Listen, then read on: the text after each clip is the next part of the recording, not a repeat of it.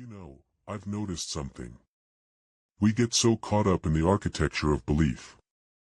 We worry about the labels, the rituals, the specific buildings, and the ancient scrolls. We treat the divine like a mystery to be decoded or a king to be appeased. But let me ask you, have you ever really thought about what it means to have God as your best friend?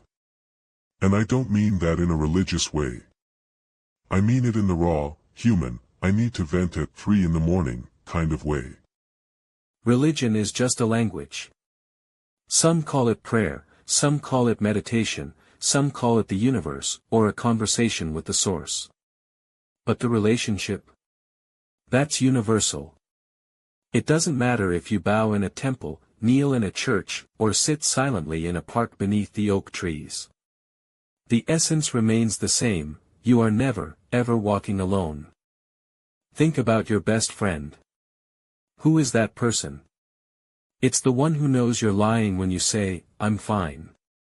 It's the one who doesn't need a perfectly constructed sentence to understand your sorrow. It's the one who stays when everyone else is judging. Now, imagine that friend, but with the volume turned up to eternity.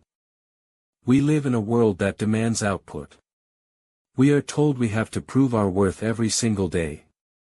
But with the divine, with that presence that holds the stars in their orbits, you don't have to prove a thing. You can show up messy. You can show up angry. You can show up with your heart shattered into a dozen pieces, and you don't have to offer a polished prayer. You can just sit there. You can be silent. That's faith. Faith isn't blind belief in a book. Faith is the radical decision to trust that you are held, even when the world feels like it's falling apart. It's the audacity to believe that even when you don't get the answer you wanted, there is a wisdom guiding the outcome of your life that you simply cannot see yet. I have days where I feel like I've lost my way. We all do. We look at the news, we look at our bank accounts, we look at our own mistakes, and we think, how could I possibly be loved by something so vast? But that's the trick, the ego wants to make it complicated. The ego wants to say, you're not holy enough today, or, you haven't done enough good deeds to be heard. But friendship isn't transactional. A best friend doesn't love you because you're perfect, they love you because you're you. They love you through the failures. They love you through the doubts.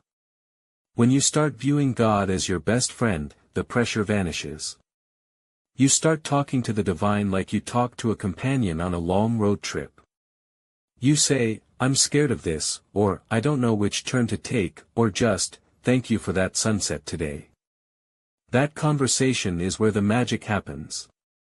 That's where the peace that passes understanding actually takes root.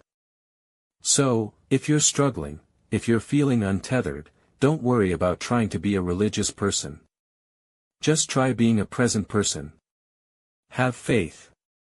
And I don't mean blind obedience. I mean, have the faith to trust that you are not a mistake. Have the faith to believe that your life is a story being co-authored by a power that knows your name, remembers your heart, and is sitting right there in the chair next to you, waiting for you to say something real. You don't have to fix yourself before you reach out. You just have to reach out. Because the most beautiful thing about the divine is this, they've been your best friend all along. You just haven't introduced yourself yet. Go on. Have that conversation. It's been waiting for you.